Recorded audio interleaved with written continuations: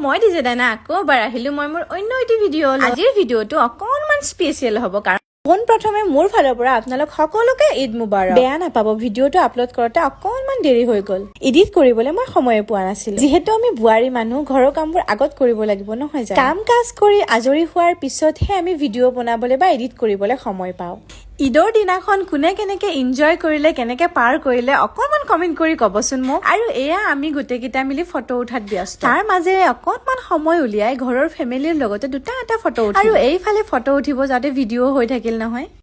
ভালেই হল মই ইয়াতে এড কৰি দিলো আৰু এইফালে এই কেইজনী হৈছে আমাৰ বাহঁতৰ ছোৱালী মানে মোৰ হাজবেণ্ডৰ বাইটিহঁতৰ ছোৱালী মানে বাইটিৰ যা কেইজনীৰ আৰু আমাৰ ভাগিনীজনীও আছে দিয়া আৰু অলপ সময় পিছত আমাৰ ভাইটি আৰু আমাৰ ভাইটিৰ হ'বলগীয়া কইনাজন আহিল মোক এটা কথা জনাবচোন কাৰ বাৰু মাহঁতৰ ঘৰখনলৈ ঈদৰ দিনাই মনত পৰে কবচোন মোৰ কিন্তু বহুতে মনত পৰে ওচৰতে বিয়া হৈছো কাৰণে অকনমান ভাল হৈছে কাৰণ ঈদৰ দিনাখন যদিও মই ঘৰত থাকিব নাপাওঁ কিন্তু গোটেই ফেমিলিখিনিকে মই লগ পাওঁ কাৰণ মোৰ ঘৰত এবাৰ নহয় এবাৰ অকনমান সময় উলিয়াই আহিব মোৰ আব্বা আৰু এইফালে আব্বাও আহি গ'ল মই সকলোতকে ভাল পোৱা মানুহজনে হৈছে মোৰ আব্বা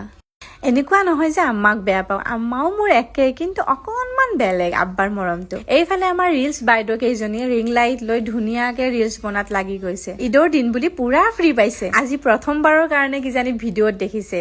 মানে মোৰ ভন্টিৰ হাজবেণ্ড ভিডিঅ'ত উঠিবলৈ বেয়া পায় তথাপিও মই জোৰ কৰি এটা ক্লিপ লৈ লৈছো বহুত লাজকুৰীয়া বহুতবাৰ মানা কৰাৰ পিছতো মই ভিডিঅ' কৰি দিছো দিনটোই ঘৰৰ কাম কাজ কৰি থাকোতে পাৰ হৈ গ'ল এতিয়া অকনমান ওলাই আহিছো মাহীহঁতৰ ঘৰলৈ বুলি আৰু আহোতে এবাৰ মাৰ ঘৰতো সোমাই আহিব লাগিব কাৰণ মাইনা আৰু বাবু তাত আছে আমাৰ ঘৰৰ পৰা মাহীৰ ঘৰো বেছি দূৰত নহয় অকনমান যাব লাগে এয়া কিছু সময় পিছত আমি আহিয়ে পালো আৰু আমি আহিম বুলিয়ে মাহী দৰ্জাৰ সন্মুখতে ৰৈ আছিল আৰু মোৰ যে মাহী এজনীয়ে আগতে বাৰু ভিডিঅ'ত দেখি তথাপিও আজি অকনমান ভালকৈ দেখাম মই সৰু থাকোতে বেছিভাগ সময় মই মাহীৰ লগতে কটাইছো কাৰণ মামাৰ ঘৰত আছিলো যে আৰু মাহীৰ মৰমটোতো জানেই চাগে নেও আকৌ আমাৰ মাহীক বহুত বেছিয়ে ভাল পায় কোৱাৰ লগে লগে মাহীয়ে ইটো খা সিটো খা তেনেকে জানেই নহয় ঈদৰ দিন পেটবোৰ পুৰা ফুলে হৈ থাকে খাবলৈ মন নাছিল যদিও মাহীয়ে জোৰ কৰি কিবা কিবি অকনমান বনাইছে